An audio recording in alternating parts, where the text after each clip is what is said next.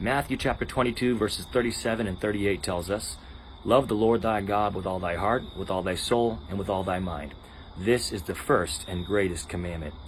As a pastor, my list of priorities are as follows: God first, my wife second, my children third, my church fourth, all others fifth, and myself last. This list of priorities may seem a little odd to those who are watching now, so let me break it down for you. Putting God first and everyone else after him doesn't mean that I love others less than they deserve. What it does mean is I would never sacrifice my relationship with Christ for anyone else. Loving my wife more than my children doesn't mean that I ignore the needs of my children.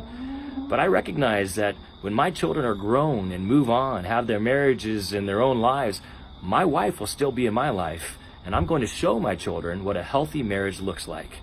I love my children more than my church. That doesn't mean that I spend the weekends with my family and fail to attend church. What it means is I will never sacrifice the health of my family for the health of my church. Loving my church more than others doesn't mean that I ignore the needs of others.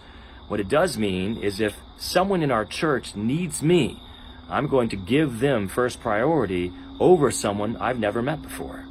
Loving others more than myself doesn't mean I ignore the needs of myself. What it does mean is I'm willing to sacrifice for the needs of others whenever I can.